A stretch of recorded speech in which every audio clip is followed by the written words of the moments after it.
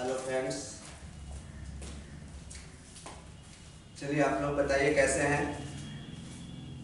Video देखे भी होंगे, आगे वीडियो 2 वीडियो मेरा पोस्ट हो चुका है। उस वीडियो को आशा करते हैं कि आप लोग देख लिए होंगे।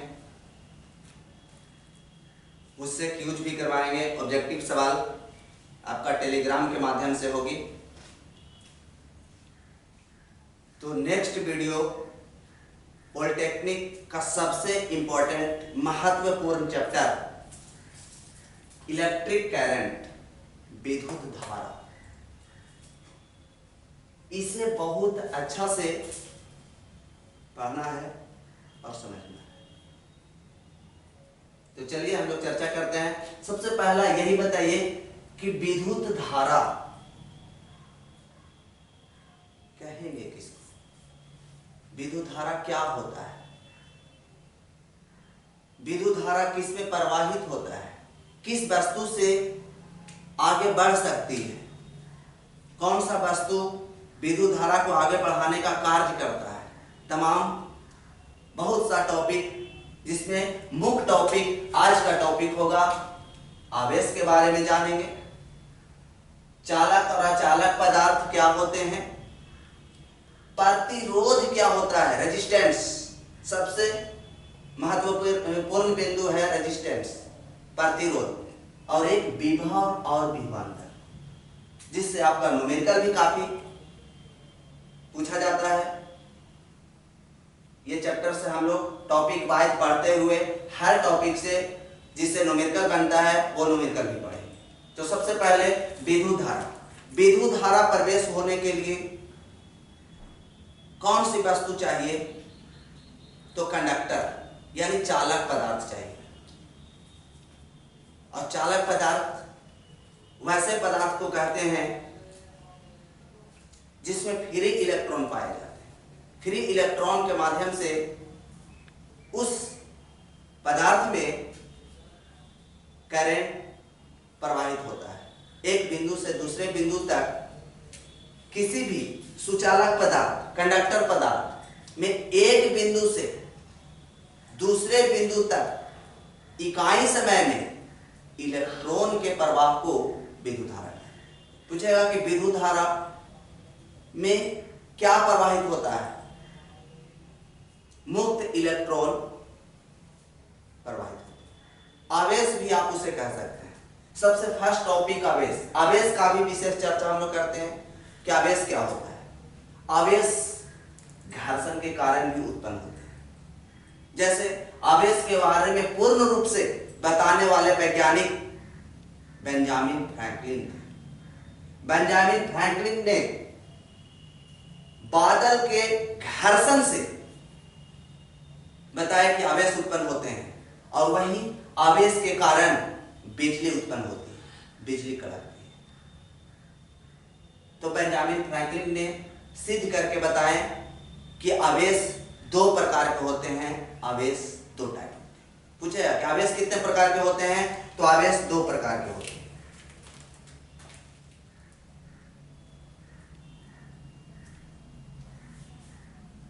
एक धन आवेश और एक ऋण आवेश।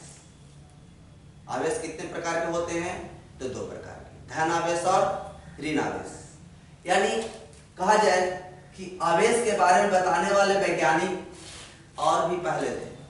बहुत 2000 वर्ष अगर पहले का बात करें तब भी इसका चर्चा हो चुका था, लेकिन ये पूर्ण रूप से मानव के बीच इसके बातें फैले नहीं थी। लेकिन जब बेंजामिन फ्रैंकलिन ने बादलों के घर्षण से सिद्ध किए कि आवेश मुख्य रूप से 2 प्रकार के होते हैं, धन आवेश और ऋण आवेश, और इसी आवेश के टक्कर के कारण बिजली उत्पन्न होता है, और वो बिजली का नाम दिए थे तड़ित। जो आकाश में बिजली चमकते हैं उसे हम लोग तड़ित कहते हैं, तड़ित। और ये तड़ित बहुत खतरनाक होता है। ये अगर पृथ्वी पर गिर जाए तो समझिए कि उस जगह की वस्तु, मनुष्य, पशु, पक्षी जितने भी होंगे सब परलोक सिधार जाएंगे, मृत्यु प्राप्त कर लेंगे। ये इतना वोल्टेज अधिक होती है, इसलिए इसे बचाने के लिए, और ये लंबे लंबे ऊंचे ऊंचे मीनार, पेड़ पौधे, टावर पर गिरने की संभावना अधिक होती है, क्योंकि ऊंचा होने के बाद ये बादल के काफी नजदीक पहुंच जाते हैं। तो इससे बचाने के लिए एक वैज्ञानिक बेंजामिन फ्रैंकलिन ने तड़ित चालक का इस्तेमाल किया। अब वो तड़ित चालक मुझे किस पदार्थ की बनी होती है, क्या वो मेटल होते हैं या नॉन मेटल होते हैं? तो जी वो आंसर होना चाहिए कि वो मेटल होते हैं। और मेटल वो किसका होता है? वो मेटल होते हैं तड़ित से बचने के लिए जो तड़ित चालक का उपयोग किया जाता है। और ये तड़ित चालक जो होते हैं वो तांबा का बना होता है, कॉपर का बना होता है। किसका बना होता है? कॉपर का बना होता है। पूछेगा कि तड़ित चालक किस पदार्थ से बनाए जाते हैं? लोहा से, एल्यूमिनियम से, चांदी से, तांबा से। तो आंसर क्या होना चाहिए? तांबा से। तड़ित कहा जाता है जो बिजली चमकती है, और तड़ित चालक कहा जाता है जो बनता है। देखे होंगे आप लोग टावर पे, ऊंचे ऊंचे मकानों पे इस रूप में भी कितना जगह पे लगा होता है, या कहीं पे आप नुकीला जैसा ऐसे देखे होंगे कि एकदम गड़ा होता है। ये सब तड़ित चालक पदार्थ हैं, और ये तड़ित से बचने के लिए इस्तेमाल किए जाते हैं। और ये तड़ित चालक को पृथ्वी से कनेक्ट किया जाता है। क्यों? कि ये तड़ित इतना हाई वोल्टेज की होती है कि इसे सहन करने के लिए पृथ्वी के सिवा किसी में क्षमता नहीं। जब तक ये तड़ित बिजली पृथ्वी में प्रवेश नहीं करेंगे तब तक ये शांत नहीं होगा। देखे होंगे कि तार पर गिरता है तो वो तार को पूरा सुखा देता है। तार को बीचे बीच पार करते हुए तड़ित पृथ्वी में प्रवेश करता है, वह तार पूर्ण रूप से सूख जाते हैं। वही तार कर रहे हैं। तो चले हम आपको ले चलते हैं उस तारों की शहर में। वही तार का बात कर रहे हैं जो गाना है, तारों की शहर में आए हम आपको ले चलें उस तारों की शहर में। सुने होंगे भी। तो वो तार पे जब ये तड़ित गिरता है तो वो उस तार के बीच बीच से होते हुए कहां प्रवेश कर जाता है?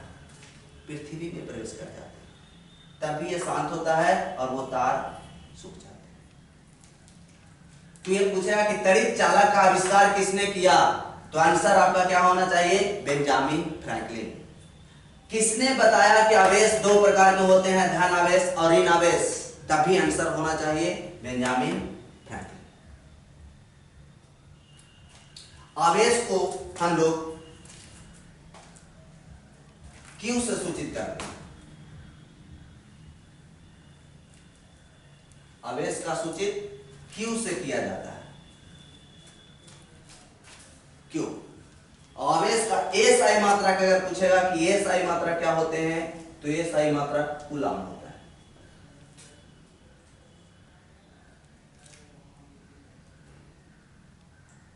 एसआई मात्रक इसका क्या होगा? कूलाम। इसे सी से सूचित करते हैं, कूलाम।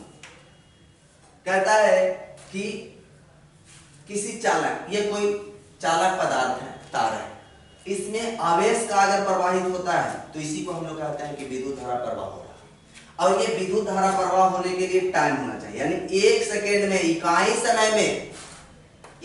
समय में आवेश के प्रवाह को विद्युत धारा कहते हैं। या आवेश के रूप में जो प्रवाह होगा वो क्या प्रवाह होगा? तो इलेक्ट्रॉन प्रवाह।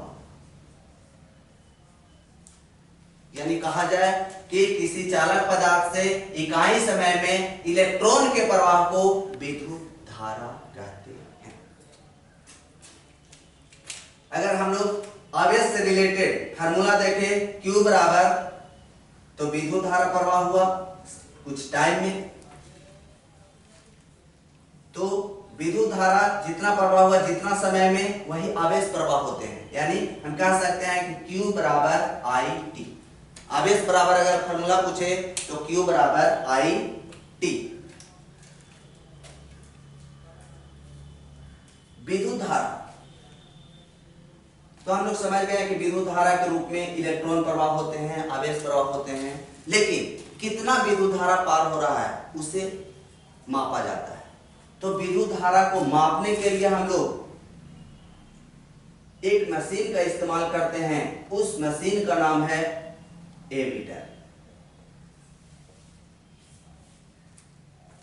विशेष रूप से मशीन का चर्चा हम लोग मशीन चैप्टर में करेंगे। यहां पे खाली इतना जाने कि विद्युत धारा का माप किस युक्ति से किया जाता है, किस मशीन से किया जाता है, जो एमीटर से किया जाता है। आप लोग देखे भी होंगे कि एमीटर आपका इस प्रकार से स्टार्टर में, स्टेबलाइजर में लगा हुआ होता है और ए लिखा हुआ रहता है।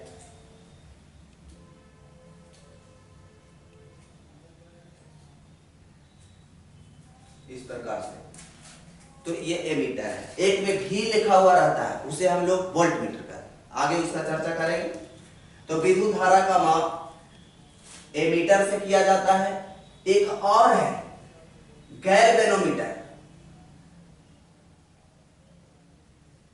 विद्युत धारा का माप गैल्वेनोमीटर से भी और एमीटर से भी किया जाता है। फर्क बस इतना है कि गैल्वेनोमीटर कम से कम, एकदम न्यूनतम विद्युत धारा का माप अगर करना है तो गैल्वेनोमीटर, और एमीटर अधिक से अधिक विद्युत धारा की माप करती है। पूछा है कि कम से कम विद्युत धारा का माप किस युक्ति द्वारा किया जाता है? Ammeter, galvanometer, voltmeter. तो आपका सही आंसर होना चाहिए गैल्वेनोमीटर। विद्युत धारा जो एमीटर माप करता है वो किस चीज में माप करता है? तो एम्पियर में माप करता है। हम लोग तार भी खरीदते हैं तो तार की क्षमता चेक करते हैं, पूछते हैं कि कितना एम्पियर का तार है, इसमें कितना एम्पियर करंट सहन करने की क्षमता है। ऐसा नहीं कि तार है 5 एम्पियर के और उससे चला रहे हैं हीटर, तो तार आपका खराब हो जाएगा, तार शॉर्ट कर जाएगा। उसमें उतना क्षमता नहीं है कि 5 एम्पियर का तार है और हीटर चलाने के लिए 15 एम्पियर का करंट चाहिए। क्या आप वो 15 एम्पियर सहन कर सकता है? नहीं। उसके ऊपर, चालक पदार्थ के ऊपर एक प्रकार का पीवीसी, ध्यान दीजिएगा, इसका पूरा नाम है पॉलीविनाइल क्लोराइड। एक प्रतिरोधक कवर लगा हुआ रहता है। वो कवर लगाने से आदमी को करंट लगने से सुरक्षित हो जाते हैं, और जिसमें कवर नहीं रहता है वो उतना सुरक्षित तार नहीं है। उसमें अगर आप गलती से सट जाते हैं तो आपको करंट लगने की संभावना अधिक हो जाती है। इसलिए करंट से बचने के लिए तार के ऊपर एक प्रतिरोधक पदार्थ यानी अचालक पदार्थ, विद्युत रोधी पदार्थ की कवर चढ़ा दिया जाता है, जो होता है पीवीसी का, पॉलीविनाइल क्लोराइड का। अच्छा पॉलीविनाइल क्लोराइड के हो गए तो अच्छा तार की पहचान बताएंगे कि अच्छे तार का पहचान हम लोग कैसे करेंगे। क्या क्या उसमें हम लोग चेक करना चाहिए। घर में अगर वायरिंग करवा रहे हैं तो वायरिंग मिस्त्री कहता है कि आप बाजार से अच्छा तार लाइएगा, तो अच्छा तार हम लोग कैसे पहचानेंगे? क्या उसमें पहचान है? नेक्स्ट जब हम लोग मशीन का चर्चा करेंगे, मशीन में हम लोग पढ़ेंगे ट्रांसफार्मर, हीटर, इस्त्री, electric rod, soldering rod, transformer, ammeter, voltmeter, galvanometer, motor, generator का जब हम लोग चर्चा करेंगे मशीन में, तो वहां पे सभी का चर्चा करेंगे। इसलिए टेंशन ना लीजिए। अगर आपके मन में, दिल में सवाल भी उठ रहे हैं तो सवाल को आप थोड़ा सा दबाइए। किस वीडियो के माध्यम से हम आप लोग का अभी तो बात नहीं सुन सकते हैं, ये वीडियो के माध्यम से हम लोग पढ़ा रहे हैं। ऑनलाइन डायरेक्ट नहीं चल रही है कुछ प्रॉब्लम के कारण, इसलिए वीडियो हम लोग बनाकर वीडियो पोस्ट कर रहे हैं। अगर आपको इसमें सवाल कुछ रह जाता है, कुछ दिमाग में डाउट सवाल उठता है, तो आप कॉल करके डायरेक्ट मेरे नंबर पे पूछ सकते हैं। और वो मेरा नंबर है, जिन्हें नहीं मालूम है वो नंबर को ध्यान दीजिएगा, 6200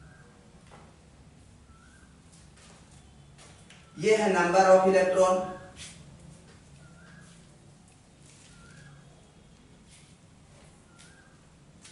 इलेक्ट्रॉनों की संख्या, और ये आपका है आवेश, चार्ज, कितना आवेश उसमें है। तो ये फार्मूला का ध्यान रखिएगा, इससे भी आपका न्यूमेरिकल पूछा जाता है। विद्युत धारा के अगर फार्मूला पूछे कि विद्युत धारा I बराबर होता है, तो आप यहां से भी निकाल सकते हैं। I बराबर हो जाएगा Q बाई T, यानी कहा जाए कि ये I से विद्युत धारा को इंडिकेट किया जाता है, Q ये आवेश, इसको कहेंगे हम लोग आवेश, और ये है समय। इकाई समय में जितना आवेश प्रवाह होते हैं उसे हम लोग विद्युत धारा कहते हैं।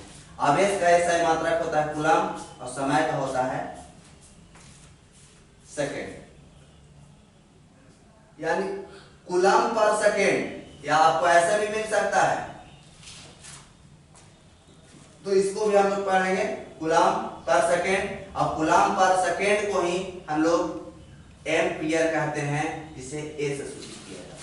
इसलिए विद्युत धारा का ऐसा ही मात्रक एम्पियर ना मिले, अगर है कूलम पर सेकेंड, तो समझ लीजिए कि एम्पियर दिया हुआ है। ये नहीं कि एम्पियर एम्पियर ढूंढिएगा, ऑप्शन में भी लिखा हुआ है कूलम पर सेकेंड, तो कूलम पर सेकेंड को भी क्या कहते हैं, एम्पियर कहते हैं। चलिए अब हम लोग बात करते हैं, आवेश का चर्चा हुआ, उसके बाद हम लोग बात कर लेते हैं कि चालक और अचालक पदार्थ क्या होते हैं। तो सबसे पहले ध्यान दीजिए कि चालक और अचालक पदार्थ करंट से रिलेटेड, जिसमें विद्युत धारा प्रवाहित होती है, उस पदार्थ को हम लोग चालक पदार्थ कहते हैं।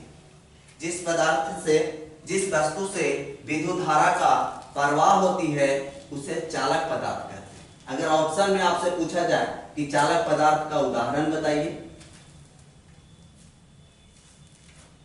तो कौन कौन सा ऐसी वस्तु है जिसमें करंट प्रवाह होते हैं, वो आपका चालक पदार्थ में हो जाएगा। चालक पदार्थ को और किस नाम से जाना जाता है? चालक को हम लोग सुचालक भी कहते हैं। चालक, सुचालक, ऐसे इसको इंग्लिश में हम लोग कंडक्टर कहते हैं। कंडक्टर पदार्थ, कंडक्टर पदार्थ वह पदार्थ होगी जिससे आवेश का प्रवाह होगा, इलेक्ट्रॉन का प्रवाह होगा, विद्युत धारा का प्रवाह होगा।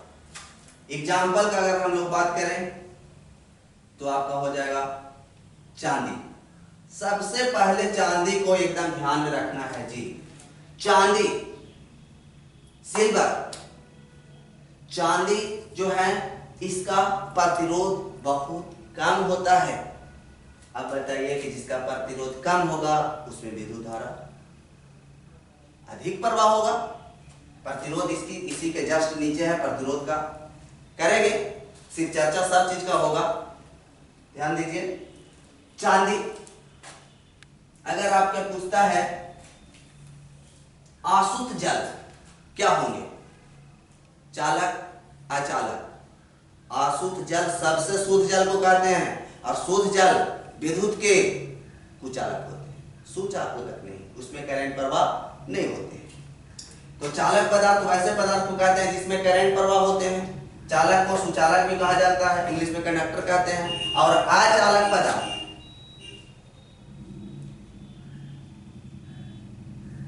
अचालक या कुचालक या इसी का और नाम है विद्युत रोधी।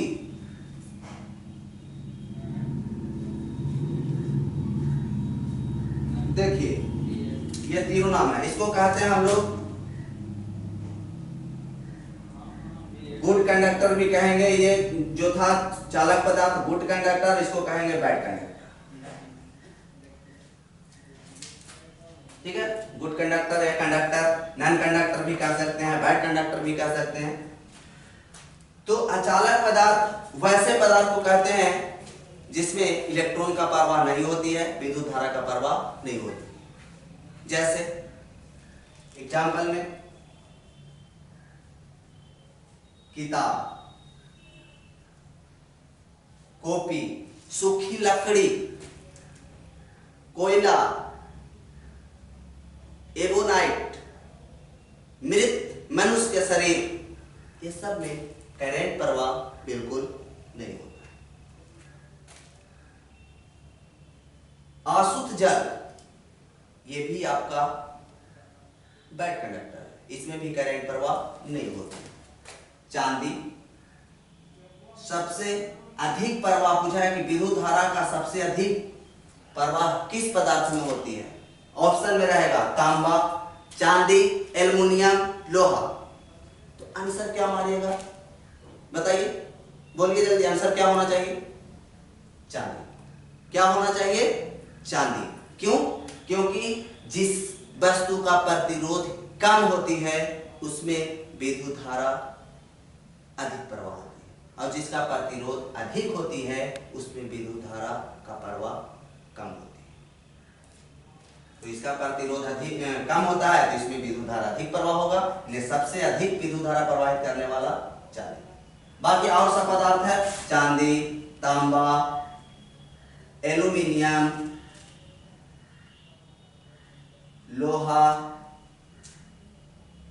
ठीक है, ये सब कंडक्टर पदार्थ है। अगर आपसे पूछा जाए मनुष्य के शरीर किस में आएगा, तो मनुष्य का शरीर चालक पदार्थ में आएगा। पृथ्वी कैसे पदार्थ में होगी? अरे पृथ्वी तो सबसे बढ़िया कंडक्टर है कि आपका सबसे हाई वोल्टेज तड़ित का सहन सिर्फ पृथ्वी करती है। जब तक वो पृथ्वी में प्रवेश नहीं करेगा तो वो शांत नहीं होता है। इसलिए आपका पृथ्वी भी कैसे पदार्थ में गिनती होगा? अचालक, चालक, सुचालक कि कुचालक? तो सुचालक।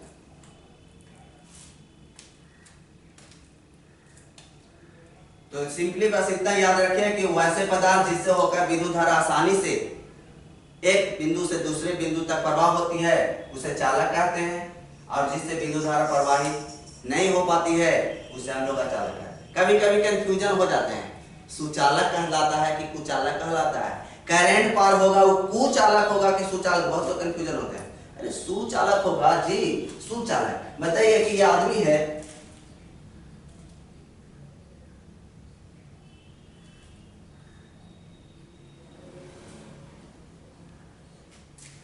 अब ये तार गया हुआ है, तार में इसका हाथ सट गया, टच हो गया, तो क्या हो जाएगा? ये गप से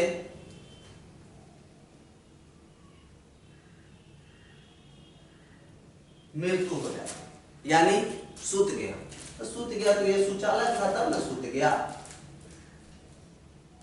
सू से सूत गया, सू से सुचालक, यानी जिसमें करंट पार होगा वो सूत जाएगा, तो सू से सुचालक होगा तो सूत जाएगा। मारता लग गया, याद रखिएगा।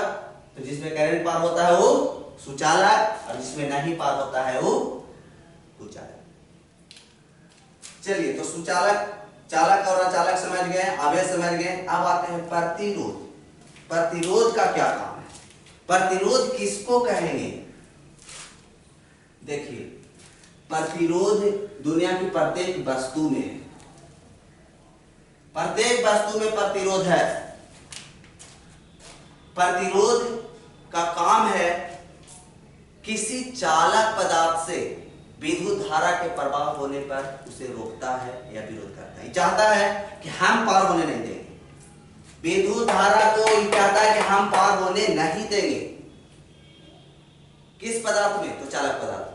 अचालक में? अचालक में तो इतना अधिक ये प्रतिरोध है कि बिल्कुल एहसास भी नहीं होता है। जैसे ये आपका चालक पदार्थ है, अगर हम इसे तार में सटाएं, इलेक्ट्रिक तार रहता है, अगर हम इलेक्ट्रिक तार में सटाते तो हमें कोई इफेक्ट नहीं पड़ता। क्यों? ये बैड कंडक्टर है, इसमें इतना अधिक प्रतिरोध है कि करंट को बिल्कुल एहसास भी इसमें नहीं होने देता है कि करंट इसमें फ्लो।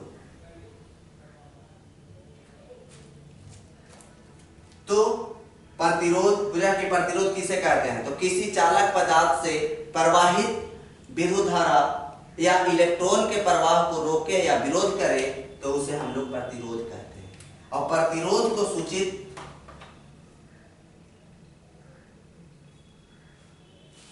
R से किया जाता है।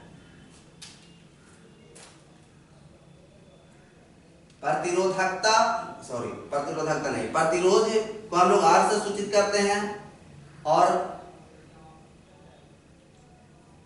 इसका एसआई मात्रक ओम होते हैं।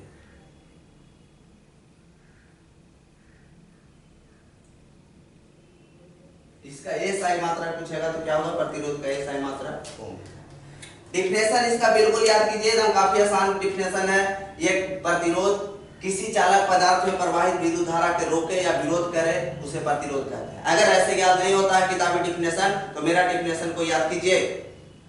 ये कहता है कि मेरा नाम है प्रतिरोध, मेरा नाम है प्रतिरोध, और किसी चालक तार में विद्युत धारा को पार होने से हम करते हैं विरोध। इसका नाम है प्रतिरोध। प्रतिरोध को R से सूचित किया जाता है, इसका एसआई मात्रक ओम होता है।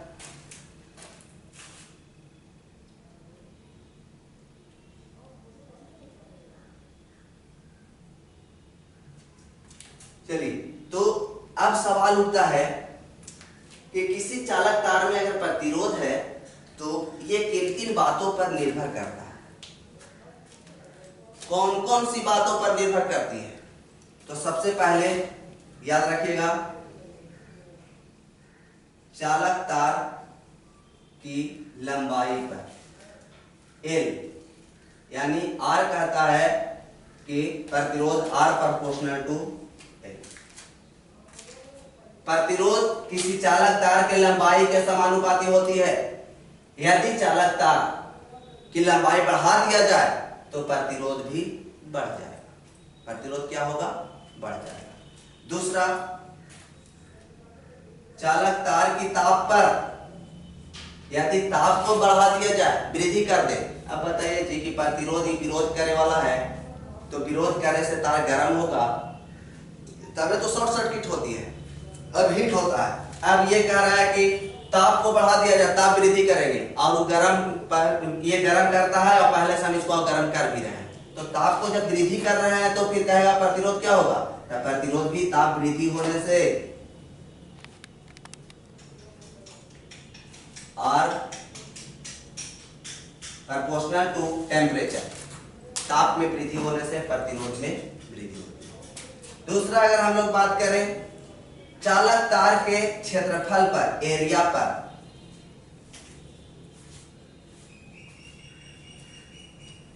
तो एरिया के व्युत्पन्न प्रोपोर्शनल होती है। एरिया का व्युत्पन्न प्रोपोर्शनल, यानी कहा जाए किसी चालक तार को लंबाई उतनी रखे, उसका मोटाई अगर बढ़ा दिया जाए तो प्रतिरोध कम हो जाएगा, यानी R व्युत्पन्न प्रोपोर्शनल टू एरिया, व्युत्पन्न प्रोपोर्शनल टू एरिया।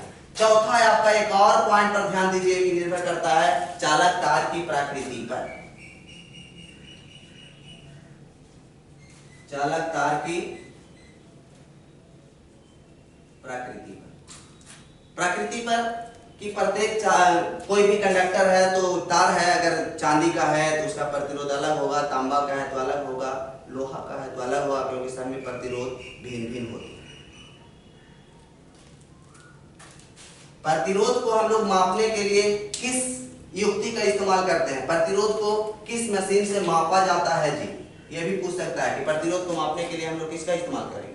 विद्युत धारा को मापने के लिए मीटर, विभव और विभवांतर को मापने के लिए वोल्ट मीटर, लेकिन प्रतिरोध को मापने के लिए किसका इस्तेमाल करेंगे? ओम मीटर। याद रखिएगा, ओम मीटर। ओम मीटर का उपयोग किया जाता है प्रतिरोध, किसी भी पदार्थ की प्रतिरोध का माप ओम मीटर से। प्रतिरोध का एसआई मात्रक ओम होते हैं, इसे आर से सूचित किया जाता है। किसी भी चालक तार का प्रतिरोध जितने भी मशीन के उपयोग करते हैं सब में प्रतिरोध होता है। चाहे आप बल्ब यूज कर रहे हैं उसमें भी प्रतिरोध है, आप हीटर यूज कर रहे हैं उसमें भी प्रतिरोध है। अनेक प्रकार के 3-4 गो बल्ब, पंखा, हीटर, फ्रिज घर में लगा हुआ है, सबका प्रतिरोध अलग अलग है। तो हम लोग समतुल्य प्रतिरोध भी ज्ञात करते हैं कि समतुल्य प्रतिरोध क्या होगा। इस रूम में 3 गो बल्ब जल रहा है, 2 पंखा चल रहा है, एक कूलर चल रही है, तो उसका समतुल्य प्रतिरोध क्या होगा? तो समतुल्य प्रतिरोध का चर्चा हम लोग जस्ट करेंगे अभी, बस थोड़ा सा इधर समझ लेते हैं। तो प्रतिरोध देख रहे हैं कि प्रतिरोध निर्भर मुख्य रूप से 4 बातों पर कर रही है। सबसे पहला चालक तार की लंबाई पर। अगर आपसे सवाल पूछा जाए कि जो हम लोग बल्ब जला रहे हैं उसी करंट को बोध गया मंदिर में ले जाकर जलाएंगे तो क्या जलेगा कि नहीं? तो नहीं भी जल सकता है, और जलेगा तो वोल्टेज बहुत कम होंगे, नहीं भी जल सकता है। क्यों? क्योंकि हम सिर्फ लंबाई को बढ़ा रहे हैं जी, विद्युत के पावर को नहीं बढ़ा रहे हैं, वोल्टेज को हम लोग नहीं बढ़ा रहे हैं। अब बताइए कि जब लंबाई बढ़ेगा तो प्रतिरोध बढ़ेगा, और प्रतिरोध का काम क्या था? विद्युत धारा को रोकना, विरोध करना। तो एक क्षण ऐसा आएगा कि प्रतिरोध इतना तार में बढ़ जाएगा कि करंट फ्लो होने से स्टॉप कर देगा, रोक देगा, तो नहीं जल सकता। तो ध्यान दीजिए कि चालक तार की लंबाई बढ़ने से प्रतिरोध बढ़ेगा। दूसरा, चालक तार के अगर हम ताप में वृद्धि कर दे तभी प्रतिरोध बढ़ जाएगा। चालक तार के क्षेत्रफल, अगर हम क्षेत्रफल में वृद्धि करते हैं तो विद्युतक्रमानुपाती होता है, प्रतिरोध घट जाएगा। चालक तार की प्रकृति पर भी निर्भर करती है। यहां से अगर हम लोग एक फार्मूला का बात कर लें तो आपका एक फार्मूला भी तैयार होगा। प्रतिरोध बराबर आर बराबर, तो आर प्रोपोर्शनल तो हम लोग लिख सकते हैं ए बाई ए। तो ये हटाने के लिए कांस्टेंट का इस्तेमाल करते हैं। ये कांस्टेंट जो है आपका आर बराबर यही कांस्टेंट है जिसे रो, और इसी को हम लोग विद्युत धारा चैप्टर में प्रतिरोधकता कहते हैं। रो से सूचित किया जाता है, रो एल बाई ए। जब भी आपको न्यूमेरिकल तार को दुगना कर दें, तार को खींच के लंबा कर दें, उसका क्षेत्रफल को बढ़ा दें, इस प्रकार से अगर न्यूमेरिकल मिले तो आपको इस फार्मूला का इस्तेमाल करना है। आर बराबर रो एल बाई ए। रो जिसे हम लोग प्रतिरोधकता कहते हैं।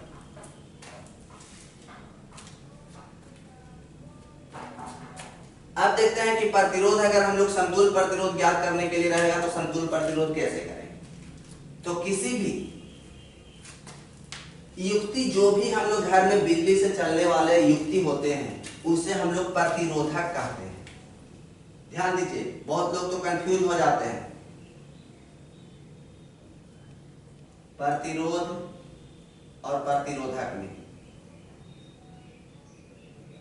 तो कंफ्यूज होने की बात नहीं है। प्रतिरोध किसी चालक तार का गुण है, क्या है? गुण है। और प्रतिरोधक क्या है? प्रतिरोधक एक युक्ति है। इसे हम लोग विद्युत परिपथ में इस प्रकार से इंडिकेट किया जाता है। प्रतिरोधक का इंडिकेट इस प्रकार से, जितने भी लगा हुआ है तो समझिए कि आपका अगर इसमें और जोड़ दें तो R1 R2 करके नाम दिया जाता है। तो प्रतिरोधक तो प्रतिरोधक का समूहन दो प्रकार से करते हैं। कितने प्रकार से? दो प्रकार से। एक होता है आपका श्रेणीक्रम समूहन,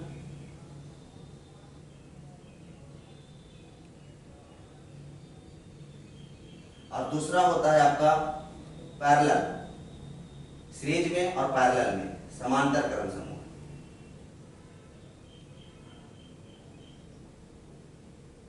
चित्र से समझिए, श्रेणी क्रम समूहन में हम लोग कई प्रतिरोधक को एक ही तार से इस प्रकार से जोड़ देते हैं।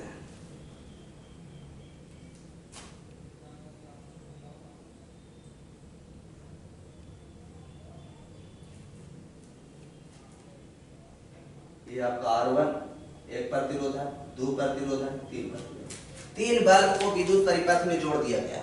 अब कह रहा है कि इसका समतुल्य प्रतिरोध बताइए। हो सकता है कि इसको बैटरी से भी जोड़ दिया गया है, कुछ वोल्ट होगा भी। तो ये श्रेणी क्रम में अगर हम लोग जोड़े हैं तो समतुल्य प्रतिरोध निकालने के लिए सूत्र याद रखिएगा कि फाइनल R समतुल्य प्रतिरोध बराबर, सिंपली इसको ऐड कर देना है, R1 R2 प्लस R3। अगर आपसे श्रेणी क्रम में दिया हुआ है, इसका चित्र हो गया श्रेणी क्रम समूहन के लिए। श्रेणी क्रम में यह है कि आप एक बल्ब अगर फ्यूज करता है, कोई एक बल्ब खराब होता है तो आपको कोई भी बल्ब नहीं जलेगा। ऐसा नहीं कि तीसरा में कुछ खराबी आ गया तो दो जलेगा, नहीं। बीच वाला में खराबी आ गया तो ये जलेगा, ये दोनों नहीं जलेगा, ऐसा नहीं है, कोई नहीं जलेगा। सवाल उठता है कि सर ये खराब हो रहा है तीसरा, ये दोनों तो चलना चाहिए, नहीं। विद्युत परिपथ बंद होती है तभी करंट पूर्ण रूप से फ्लो होता है। इसलिए अगर कोई खराब हो गया तो परिपथ टूट गया ना जी, क्लोज परिपथ नहीं ना है। बंद परिपथ रहेगा तभी ना करंट पार होगा। एक बल्ब खराब हो गया, नहीं फ्यूज हो गया, तो आपका परिपथ बंद नहीं है, इसलिए कोई नहीं चलेगा। श्रेणी क्रम का ये पहचान है। समांतर क्रम, तो समांतर क्रम में ऐसा नहीं होता है।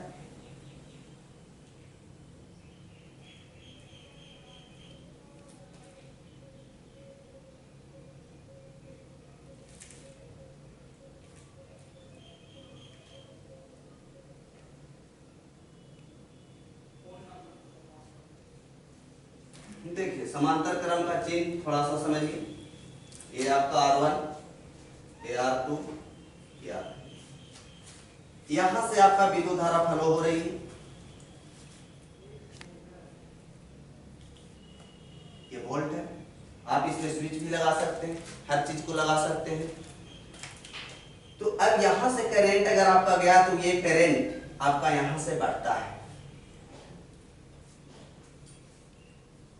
I1, I2, I3, लेकिन वोल्टेज में कोई परिवर्तन नहीं होता है।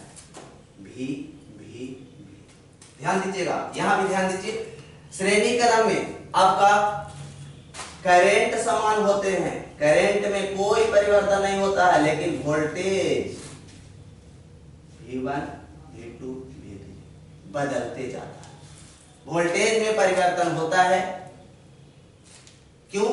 क्योंकि अब ये लगातार जुटा हुआ है, यदि तार लंबा हुआ तो रोकेगा तो वोल्टेज धीरे धीरे कम होगा। हो सकता है जो सबसे किनारे वाला होगा वो लो वोल्टेज में होगा। देखते हैं, कभी सुने होंगे कि जिसका ट्रांसफार्मर घर रहता है वो खूब खुश रहता है, मेरे ही तो एकदम हाई वोल्टेज है। लेकिन जो ट्रांसफार्मर से दूर में रहता है वो कहता है मेरे के यहाँ तो एकदम लाल जल रहा है। तो दोनों साथ साथ चलता है, I और V दोनों साथ साथ चलने वाले हैं। लाइन सीरियल देखते रहते हैं, वैसा मुख्य पॉइंट पे लाइन कट जाती है, कहते ओह कितना अच्छा दिखाता यहाँ पे, ओह माय गॉड कितना अच्छा यहाँ पे दिखाता दृश्य, लाइट कट दिया। अगर बाहर निकलते हैं फिर लाइट आ जाते हैं, दौड़ कर आते हैं, लाइन दे दिया, लाइन दे दिया, हल्ला करते हुए चिल्लाते हैं, टीवी चालू करते हैं, तो लास्ट में निराश होकर कहते हैं चल नहीं रहा, लाइट तो है लेकिन वोल्टेज बहुत कम है। इसलिए विद्युत धारा और वोल्टेज दोनों साथ साथ रहते हैं, लेकिन क्रम के अनुसार बदलते हैं। श्रेणी क्रम में विद्युत धारा समान रहते हैं, वोल्टेज बदलते जाता है। समांतर क्रम में ध्यान दीजिएगा कि वोल्टेज में कोई परिवर्तन नहीं होती है, जबकि विद्युत धारा में बदलाव होता है। और इसका अगर हम लोग कहेगा कि श्रेणी समांतर क्रम में है, इसका समतुल्य प्रतिरोध ज्ञात करना है, तो समतुल्य प्रतिरोध ज्ञात करने के लिए final R 1/R1 plus 1/R2 plus 1/R3 का इस्तेमाल करते हैं। याद रखिएगा कि जब श्रेणी क्रम में हो तो समतुल्य प्रतिरोध के लिए आप सभी को ऐड कर देना है, और समांतर क्रम में हो तो सबको व्युत्क्रमानुपाती के रूप में उल्टा करके ऐड कर देना, जोड़ देना, समतुल्य प्रतिरोध ज्ञात होता है। पूछेगा कि समतुल्य प्रतिरोध मैक्सिमम किस में प्राप्त हो सकते हैं? श्रेणी क्रम में। मिनिमम किस में प्राप्त, कम से कम प्रतिरोध किस में आ सकता है? समांतर क्रम में, क्योंकि उल्टा है, कम आएगा। तो ये हो गया प्रतिरोधक का समूहन श्रेणी क्रम में और समांतर क्रम में। इसके लिए फार्मूला ये और इसके लिए फार्मूला ये। नेक्स्ट हम लोग बात करते हैं विभव और विभवांतर। ये टॉपिक काफी इंपॉर्टेंट टॉपिक है, और इसके बाद आज का क्लास लास्ट होगी। हम लोग फिर पढ़ेंगे नेक्स्ट वीडियो में। काफी उसी रोमांस के साथ मेहनत करके पढ़ते रहिए। आशा करते हैं कि आप लोग मन लगा के पढ़िएगा और बेहतर रिजल्ट भी करिएगा। देखिए विभव और विभवांतर ध्यान से पहले समझिए। बहुत लोग कंफ्यूज हो जाते हैं कि विभव और विभवांतर आज तक समझ में नहीं आया कि क्या होता है। कोई बात नहीं है, काफी आसान टॉपिक है, दोनों एक ही बात है, बस खाली ध्यान से समझिए कि होता क्या है। तो विभव जो है ये दोनों को बताने वाला वैज्ञानिक अलेसांद्रो वोल्टा। अलेसांद्रो वोल्टा इटली के था, इटली के वैज्ञानिक था। अलेसांद्रो वोल्टा ने विभव और विभवांतर के बारे में बताया। क्या बताया, ध्यान से सुनिए। देखिए ये पॉल गड़ा हुआ है और इसमें तार खींचा हुआ है, बहुत सा और से तार आते रहता है ऐसे करके। और यहाँ पे मेरा घर है, मान लिया जाए कि ये मेरा घर है। हम यहाँ पे बल्ब जलाना चाहते हैं, अपने घर में बल्ब को जलाना चाहते हैं। तो बल्ब जलाने के लिए जी इसमें 3 गर्म तार और एक ठंडा तार होती है। अर्थिंग साथ ही साथ रहता है। देहात में तो अर्थिंग अपने घर के पिछुत्ती में कर दिया जाता है, लेकिन टाउन वाला में देख रहे हैं कि 4 फेस तार आते हैं, 3 गर्म और एक ठंडा। आप वहां से 2 तार लाते हैं, एक टोका इसमें फंसाइएगा, एक टोका इसमें फंसा के घर में लाइएगा और बल्ब चला दीजिए। तो यहीं पे काम हम लोग क्या किए हैं, जो ध्यान दीजिएगा। विभव पे काम किया, विभवांतर के काम हुआ, किसका काम हुआ आप समझेंगे। ध्यान दीजिए। बताइए कि इसमें करंट कहां से आ रहा होगा, तो यही बोलिएगा कि सर इसमें करंट तो ट्रांसफार्मर से आता है। ट्रांसफार्मर से कितना आ रहा होगा, तो 440 वोल्ट। 440 वोल्ट, लेकिन हम लोग यूज करते हैं 220, 250, 250 वोल्ट लगभग। ट्रांसफार्मर कन्वर्ट करके 440 वोल्ट में कन्वर्ट करता है, लेकिन हम लोग घर में जो इस्तेमाल करते हैं 220। अब ये सवाल अगर पूछा जाए कि कहां से करंट आया होगा, तो आप लोग बोलिएगा ट्रांसफार्मर से। अगर हम पूछेंगे कि ट्रांसफार्मर से कहां से आया होगा, तो बोलिएगा कि पावर हाउस से। फिर पूछेंगे कि पावर हाउस से करंट कहां से आया होगा, तो बोलिएगा पावर ग्रिड से। पावर ग्रिड में करंट कहां से आया होगा, तो थर्मल पावर से। थर्मल पावर कहां है जी, तो उसका हम लोग नहीं बता सकते। थर्मल पावर वो होता है जहां करंट का निर्माण होता है, और करंट निर्माण करने का बहुत सा स्रोत है। पन बिजली क्षेत्र, पवन चक्की, फिर आपका डायनेमो, बहुत सा स्रोत है। तो वहां से निर्माण होके आया होगा। तो हम लोग ये कहते हैं कि यहाँ जो करंट आ रहा है वो कहां से, अनंत से, इन्फिनिट से। अब हम जो काम कर रहे हैं अपने घर में जलाने के लिए, तो अनंत से काम कर रहे हैं। अनंत से किसी और लाएंगे तो किसको लाएंगे, आवेश को लाएंगे, चार्ज को लाएंगे। ये वाला क्लियर करने हैं। मिनट और इसमें होगा। अच्छा ठीक है, 1 मिनट में कर दो। आवेश को लाएंगे। अब बताइए कि आवेश को, इकाई धन आवेश को कहां से, अनंत से, और ये बिंदु हम जहां काम कर रहे हैं एक बिंदु, अनंत से किसी एक बिंदु तक, मान लीजिए कि ये मान लेते हैं, अनंत से किसी एक बिंदु तक लाने में किया गया कार्य, जो भी कार्य करना पड़ रहा है, जो भी टाइम लग रहा है, आपका समय भी लगा होगा। इकाई धन आवेश को अनंत से किसी एक बिंदु तक लाने में किया गया कार्य को विभव कहते हैं। नेक्स्ट क्लास में हम लोग आगे विभव और विभवांतर से चर्चा करेंगे। थैंक यू, धन्यवाद।